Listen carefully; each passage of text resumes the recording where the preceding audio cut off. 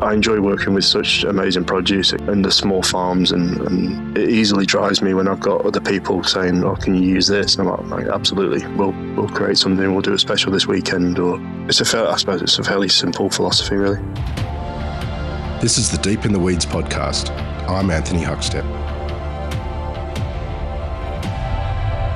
Noosa has become a genuine holiday destination for those in search of the sun, but it's also become a new home for so many lured by the surf and the throng of incredible restaurants making their mark on the region. What do you need to consider when running a restaurant that relies on tourists and locals in equal measure? Chris Hagan is the head chef of Locale in Noosa. Chris, how are you? Yeah, I'm very well, thanks for having me on. It's awesome to get you on the show. You're part of a really thriving sort of food scene there in Noosa that's really exploded in the last sort of 5 to 10 years. What's things like at the moment? Yeah, things are going well. It's a pretty good winter season. It's been, pretty consistent over the last sort of 12 months or so, or 2 years even. Tell us a little bit about Noosa and what the food scene is like at the moment. It's pretty exciting, to be honest. There's a lot of sort of new restaurants opening up. Obviously, Locale is a bit of a staple because Rio's had the restaurant for about 10 years, and we'll be celebrating our birthday in September for 10 years. But I mean, the scene's changed quite dramatically. Noosa Junction's come on, volumes in the last couple of years and sort of created a bit of a different dining scene as well. But again, it's still very kind of tourist driven, and the restaurants are kind of set up and designed a bit around that as well. There's quite a few sort of producers in the region, in the greater region as well. Tell us a little bit about sort of the producers that you connect with and what sort of produce you have access to. Yeah, I mean, I'm very fortunate from that perspective. I mean, I've been on the coast for 8 years, I think 9 years now, and sort of built relationships with some small producers and whatnot. We are lucky enough within the group that we do have Mara Vista Farm, so we actually work pretty closely, and they sort of grow for the restaurant. So I've actually got a meeting next week with Wade and Baz to sit down about summer crops and stuff.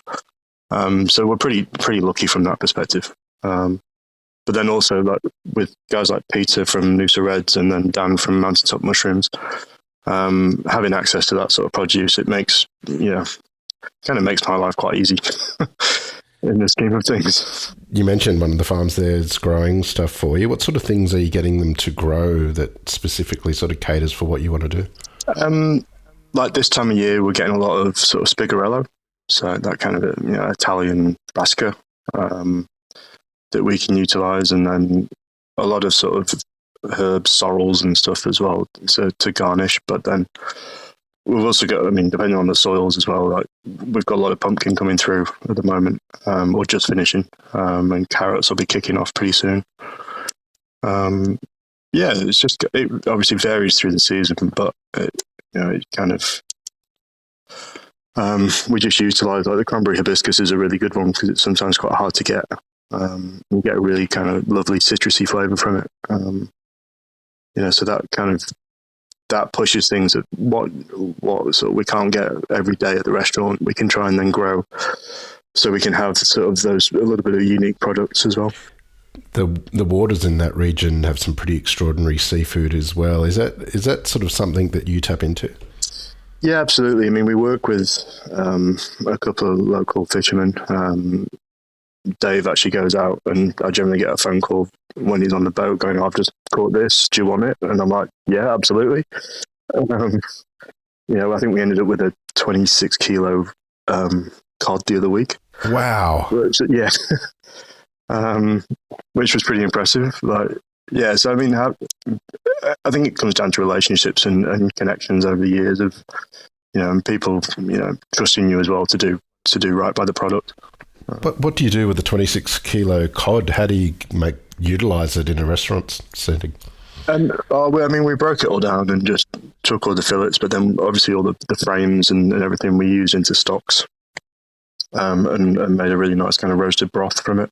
And then, I mean, I try, especially with the restaurant, I don't necessarily specify certainly fish or seafood, just because it can vary, and I don't want to get stuck on any one thing. If Dave's got mackerel or or cod, or it can go on the menu. And the same, we use the guys up in Bundaberg, the seafood smokery. They were getting some amazing fresh Spanish mackerel through the season that just shipped down to us, and it was fantastic. What sort of impact does that have on your creative process, sort of relying on a phone call and then finding out what you'll be getting? Does it change the way you approach your cookery? Yeah, absolutely. I mean, so it can certainly change the cooking technique and then how we approach it. I mean, for me, a nice piece of pan-fried fish is probably, it's just napped in butter is probably one of the best things I can eat. But obviously not all fish, necessarily suits that. And, we vary to techniques and what we can do to get the best out of the product, really. Well, I want to explore what you're doing at Locale shortly, and amazing to think it's been there for almost a decade now as well. But take us back to when you were young. Where did you grow up, and what sort of role did food play for you? I suppose, I mean, originally from sort of Manchester or Stockport area. And I think memories of food was actually spent a lot of time at my grandma's house, and she was amazing at baking cakes. And that kind of, knowing I could go around to Grand's and get a nice piece of cake, you kind of encourage it after school. But yeah, I mean, I think from a child, I mean, I think if you ask my parents, I'm a really fussy eater when I was a kid. And it would be fish and chips and ketchup. Like, that would be the kind of extent of it, which has obviously come a long way. But yeah, I mean, I think from memories of food, it was always, especially being in the northwest of England, there was always a lot of kind of slow cooking meals. Like, I'd always remember before we'd go to school, my mum throwing heaps of stuff in the slow cooker, and then getting home from school and it would be kind of ready to go after a few hours, and just the smells in the kitchen walking through. And I mean, that was always fun, and we always kind of sat down together at the table as much as possible. That was kind of, as much as I probably wanted to be on the backfield playing football at the time, we were encouraged to sit down. So when did you first sort of think about a career as a chef, and what were those first steps for you? I think, to be honest, I think probably for a lot of people, I started off washing dishes. My auntie had a wine bar in Altrincham when I was kind of 14, 15. So I'd just do Saturdays, during the day washing dishes, and then occasionally glass collecting. And you kind of felt the buzz, I think, and the feeling of it going well, more so, rather than it going wrong.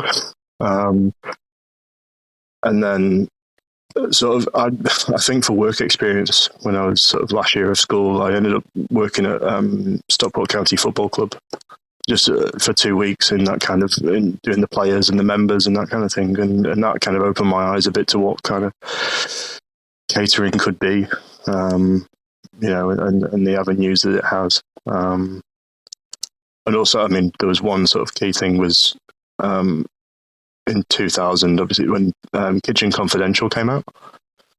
And I think my dad had BBC Four on the radio or something, and they were reading chapters of it. And I was kind of, and I kind of got caught up, and I was like, oh, this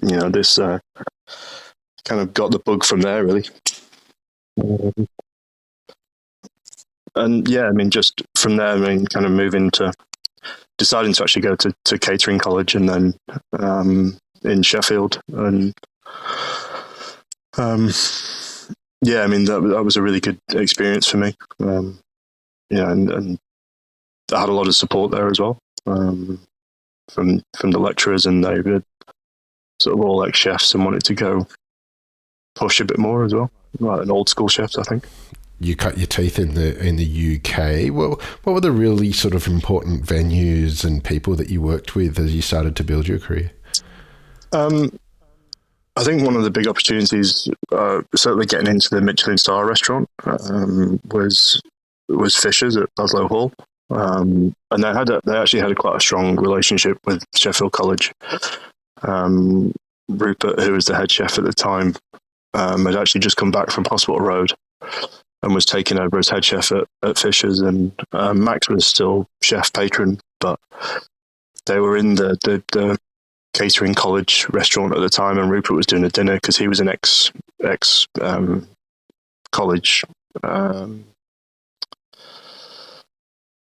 student, and I was actually on the floor at the time, just doing my level 2 in food service and stuff, and I was serving Max's table, and Max actually offered me a job that night of saying, "I would love to have you on the floor and come and see how you go," and then having that opportunity, even though I wanted to be a chef, sort of starting on the floor at this amazing restaurant and learning some of the basics of the floor, and then eventually progressing into the kitchen as well. That was probably a fairly sort of key motivator for me to continue.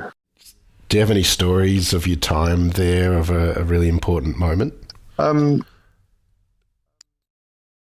think some of the sort of believing I could do it eventually. I mean, I did, through the TAFE, I did a colouring competition that the guys supported me on, and it gave me the option to actually sort of go travelling in New Zealand.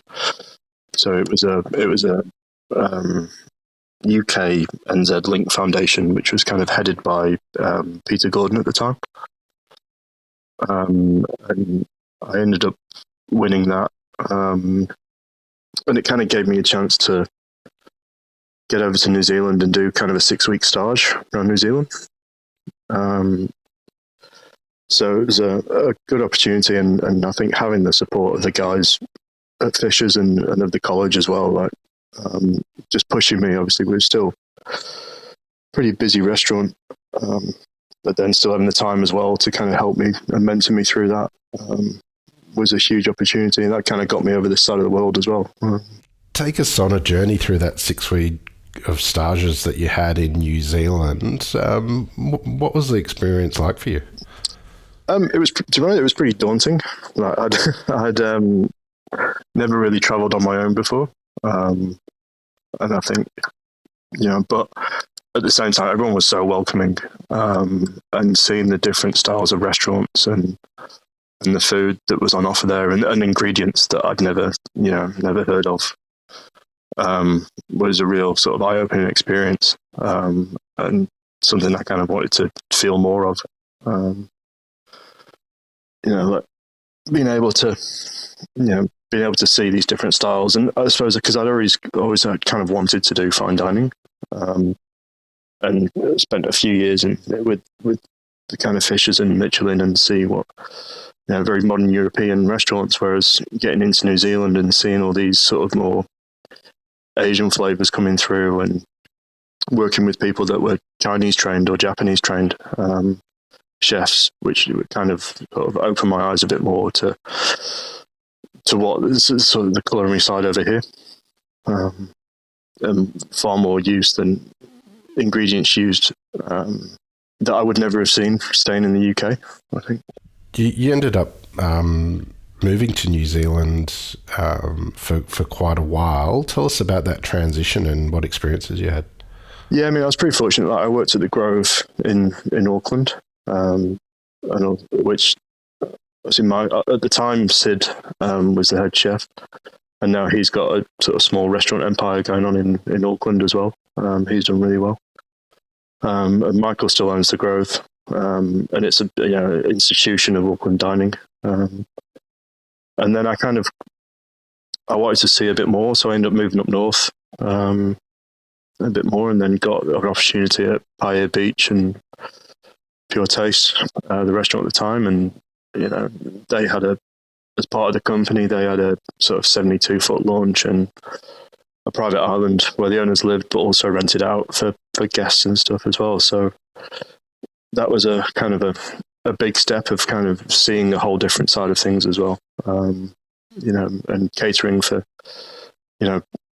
Carson would just go out diving that morning if they wanted the crayfish, and then we'd just cook it up for them on the island. Like it was pretty unique, pretty special. New Zealand is a pretty special place and stunning. It's a beautiful place with incredible ingredients as well. Were there any sort of unique ingredients that you've sort of found in New Zealand and worked with that you hadn't previously used? I mean, some of the fish, like harpucker and whatnot, like I sort of fell in love with, things like tonka bean and spices that I'd probably, been a little bit neglected of because I've been sort of so European food focused. I think for me, especially being in Northland, was having access to the farms. That changed my kind of approach a lot. And working with a guy called Gordon who had a farm in Kerikeri. And, again, that kind of started a bit more of that farm to plate ethos, which I'd probably missed a little bit. I mean, just going back to Fischer's, like one of the things, the memory of me stood out for me there was one of my first days of actually being back in the kitchen in there was going out to the garden and picking the baby leeks to make a terrine. So I'd already had that kind of, we had the kitchen garden and we were, making these things. I think it was a baby leek and lobster or langoustine terrine at the time. And I'd kind of had that feeling there, and then being able to actually work with a commercial farm, just kind of, enhance that drive of, wanting to use that and focus on that. What triggered the move to Australia?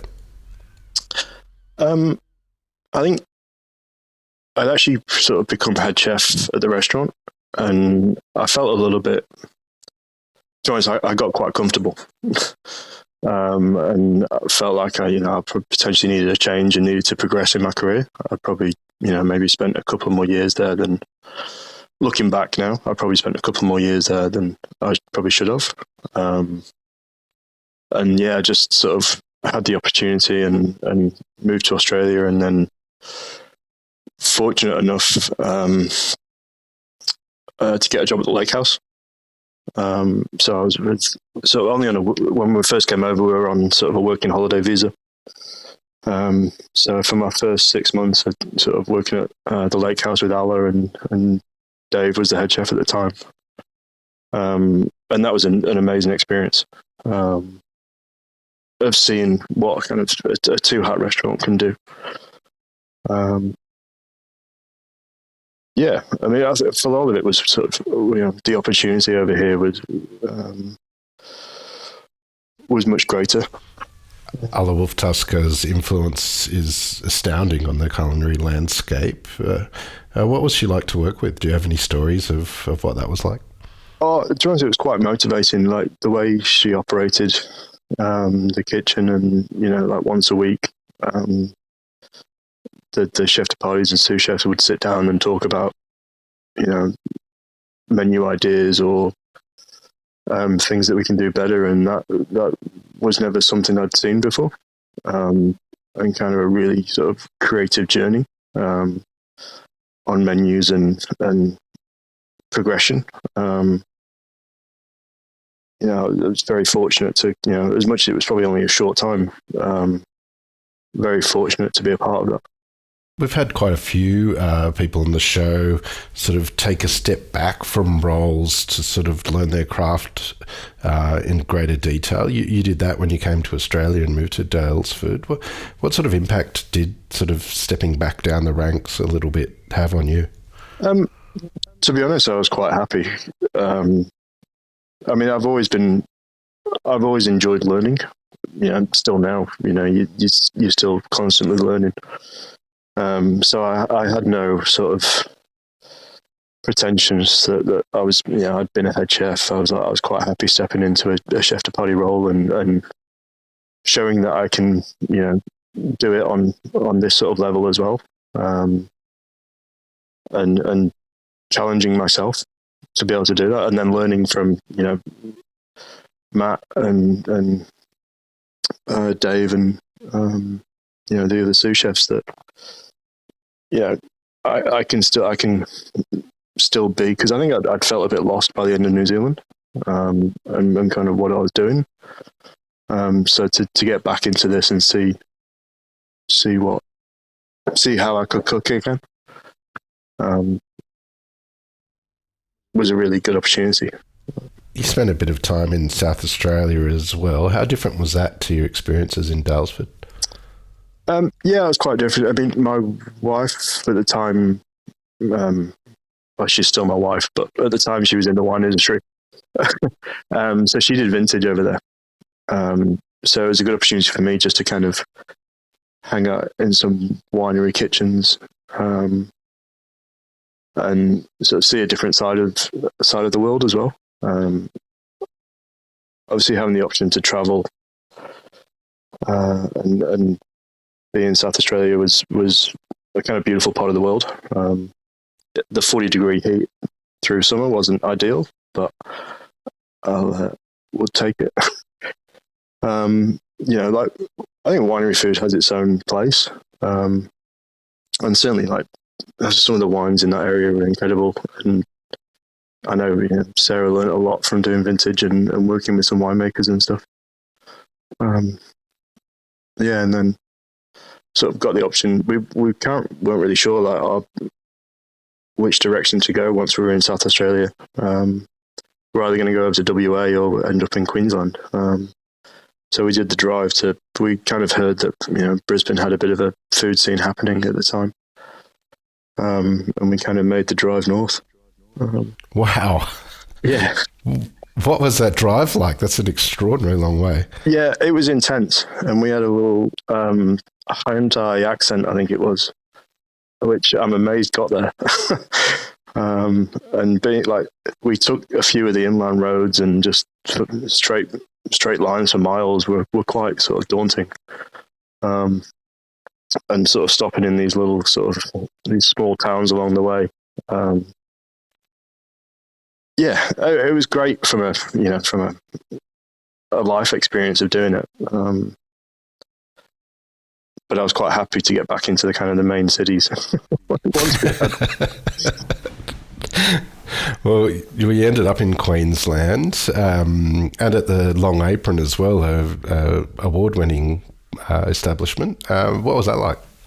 Yeah, the Long Apron was amazing. I think I was there a total of 6 years. Yeah, I mean, it was a fantastic opportunity. I mean, I started when we got to Brisbane, we started at Urbane, and we were sort of, and I had a great time working for Alejandro and Andy Buchanan, who owned the restaurant. It was an amazing experience. And then, it was always sad when things like that closed down, because again, it was a kind of an institution of Brisbane dining at the time. But then having the option to kind of move up the coast and see a bit more, and work for Spices in the Long Apron, and Cam Matthews as well. He was, I mean, we're still very close friends, and working under him was a great experience for me. His approach on food was quite different to what I'd worked with before. How did the opportunity with Locale come about? I think timing more than anything. So my wife actually worked for Locale at the time. She was the head sommelier there, and then the current head chef, I think, was going to go and do private catering, and it was just a bit of a conversation I had with Rio, and it was like, this. I'd never really worked in anything large scale before, and this was then an opportunity for me to carry on learning and see what I can do with a high volume, certainly through summer. So it was kind of a much bigger team, so sort of challenge my people management skills, and just take the opportunity, really. If you compare you as a head chef when you're in New Zealand compared to your role now, how different are you and how different is your approach? Oh, very much so. Very, very different. I mean, I think, I was looking back, I was far too young to be a head chef back then. And I think the way I came across was probably a bit more arrogant. And, I think I had the ability to cook. But, I think now knowing that, I think it's more about being a leader and motivating your team is what creates amazing restaurants. Rather than just one person being able to cook.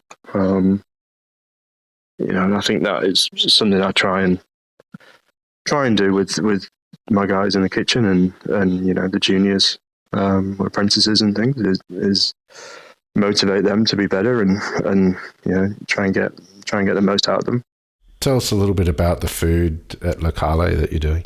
I mean, I'd say it's probably modern Italian. But obviously, I think obviously being in Australia, it's very heavily in Australian sort of palate as well. But we try to keep things reasonably simple. I think for a restaurant like that to be successful, especially with some of the numbers we can do, is about consistency. And I think writing menus that I know give me flexibility in what fish we can use or what produce we can use, but at the same time, knowing that we can execute everything, really well, day in, day out. It's just about sort of clever menu writing, really, and structuring the kitchen so we can, still keep a high standard, but then still do, be successful with revenue and numbers and everything. Is there a dish or two you can take us through that sort of exemplifies your approach to cooking? Yeah, I mean, I think, I suppose the burrata is a nice one at the moment. Just we were getting the baby onions from the farm. So we're just doing obviously quite uniquely Italian is burrata.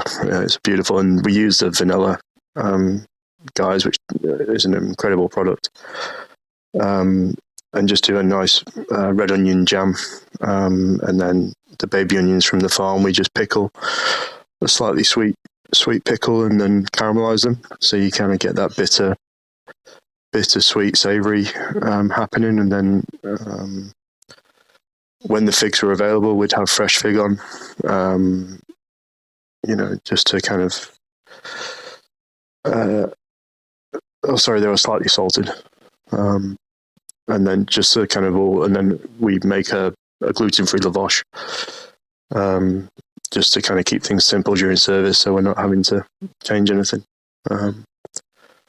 But yeah, I mean, it just eats really nicely. You've got kind of sweet, savory flavors, creaminess, richness from the cheese, and then texture from the lavash.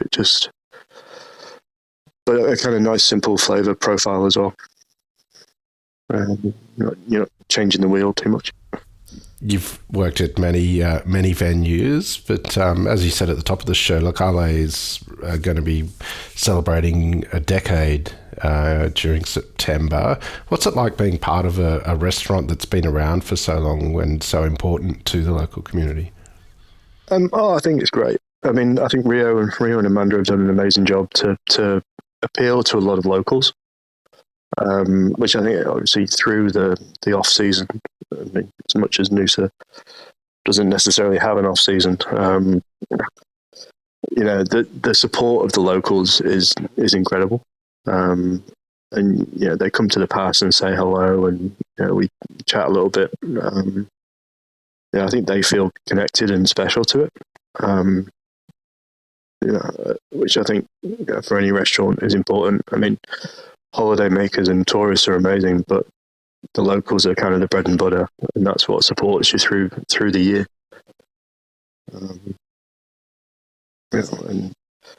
And then obviously I think using the producers as well, everything.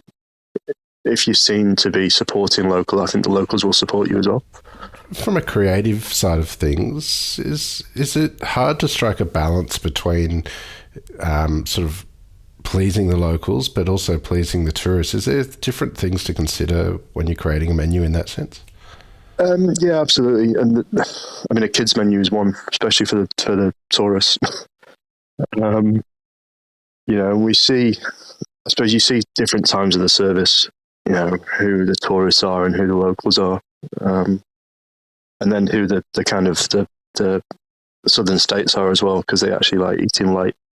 We'll get tables at 9:30, whereas I think a lot of the locals will probably quite happily eat at 6. But it's always important to try and sort of balance your menu in regards to, we want to be creative, but at the same time I'm very conscious of, the Locale is quite traditional in some of the dishes, like the crab tagliatelle has been on for years. It far pre-exists me. But it's something I will never change, and Rio doesn't want to change it because it's a staple of the restaurant. Whereas there's other things I can get a bit creative and try and showcase, like, Maluba prawn crudo at the moment. It can challenge people, but at the same time it's safe enough for them to eat as well. Like, I think it's important to try and get a bit of a balance, because you don't want to kind of alienate either market, really, either the locals or the tourists. Well, you're doing amazing things up there in Noosa. What do you love about what you do? I think, for me, it's kind of the drive and the passion behind it, and the motivation to kind of, feed people, I think, is probably the easiest way of saying it. I think I've always been quite happy when people come into the past and say, "Oh, it was an amazing dinner," and stuff. You get a lot of fulfillment out of that. Obviously you take the good with the bad as well. But I think, and driving the young ones, I've sort of, actually the guys that are getting into the industry now, and Valentino is one of my school-based apprentices at the moment. And so working with him and seeing how the progression of how he can come along and kind of the next generation, that's reasonably encouraging and keeps kind of motivating me as well. And again, I suppose we've kind of touched on this, but the produce, like I enjoy working with such amazing produce. It kind of, and the small farms and whatnot, it easily drives me when I've got other people saying, "Oh, can you use this?" I'm like, absolutely. We'll create something. We'll do a special this weekend, or I suppose it's a fairly simple philosophy, really. Well, it's an absolute honour to get you on Deep in the Weeds today to hear your story. Please keep in touch, and we'll catch up again soon. All right, great. Thank you very much. Thanks for having me on. This is the Deep in the Weeds podcast. I'm Anthony Huckstep. Stay tuned as we take a deep dive into the lives of the incredible people who ply their trade in the food and hospitality sector. Special thanks to executive producer Rob Locke for making this all happen. Follow us on Instagram at Deep in the Weeds Podcast, or email us at podcast@deepintheweeds.com.au. And be well.